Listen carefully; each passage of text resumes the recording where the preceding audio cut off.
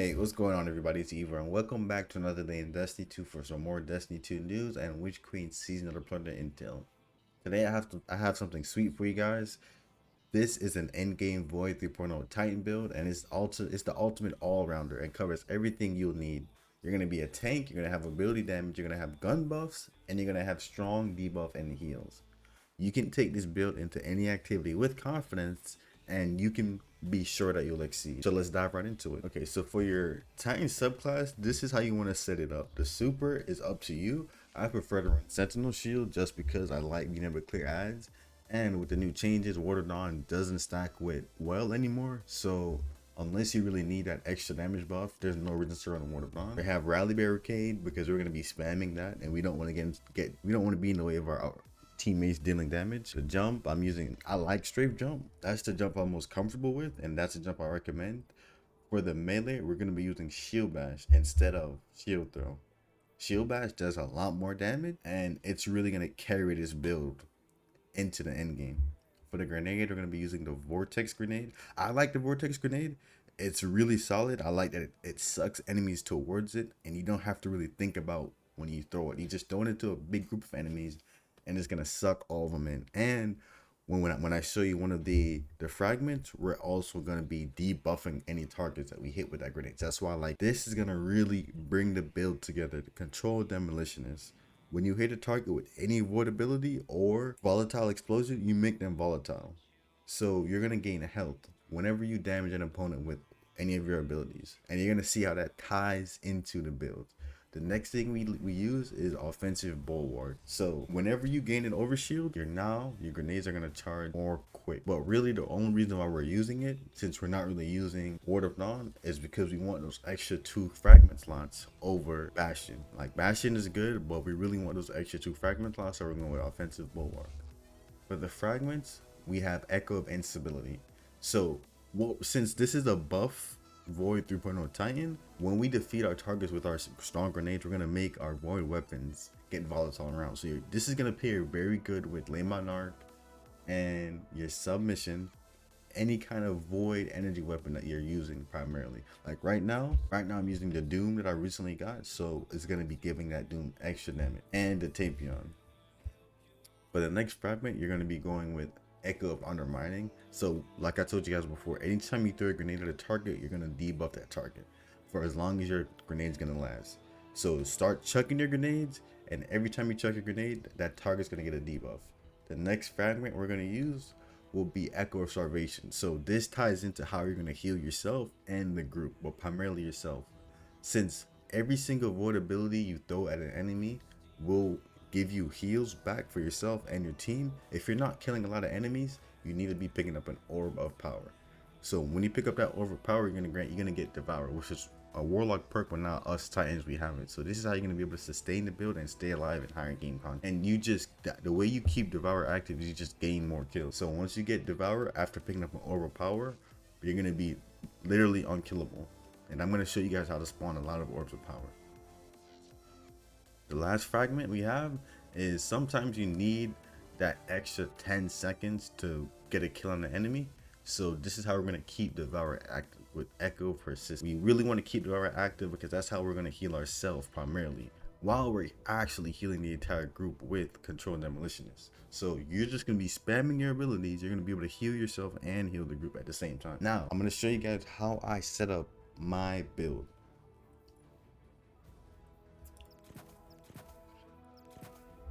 Get off of that. Usually, I try to run a scavenger. So we're running lineage. We're gonna run a linear scavenger, and then we're gonna have void. We're gonna have void siphon.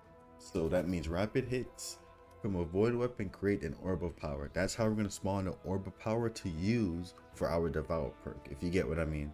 So when you're slaying out with your void weapon, which after you get a kill with your grenade is gonna grant that void weapon volatile rounds, which is going to make it do more damage, you're going to create an orb of power, which is going to grant you Devour. Next, we're going to need Reaping Wallmaker. What Reaping Wallmaker does is after every time you throw it on your rally barricade, the next kill, the next final blow you get, whether that be from your grenade or weapon, is going to spawn a void elemental well. And we're gonna pair that together with Well of Tenacity. So the next thing we want, the next mod we're gonna need is Well of Tenacity. So let me switch my hands to Void real quick and pick up Well of Tenacity. So what that means is every time you spawn a Void Well, when you pick it up, you're gonna gain extra damage resistance. So with this build, the only time you should be dying is if you're not spawning Void Wells and you're not getting killed. So if you're just playing it kind of slow and in the back. So you need to be pushing enemies, you need to be hitting enemies. And we're also going to be using bolstering detonation. Instead of, since we're not using any mods right now, whenever you're not using mods, you put on bolstering detonation. The next mod we need is going to be Font of Night.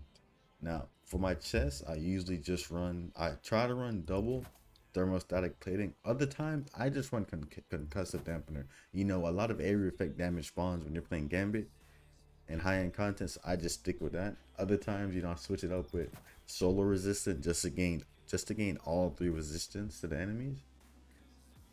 But that's what you need. You're gonna need Font of Might. So the next mod we need after Font of Might will be Element of Ordnance. So since when we throw our void grenades, they're gonna debuff targets, we're gonna be spamming that.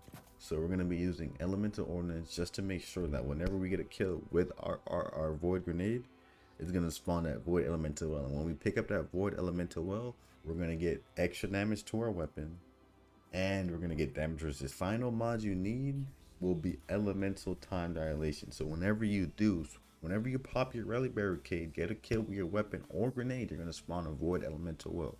After you spawn a void elemental well, once you pick it up, you're gonna have Font of Might active, which is a 25% damage buff. You're gonna have Well of Tenacity active, which is another 50% damage reduction. So you're going to be doing 25% more damage and taking less than 50% damage.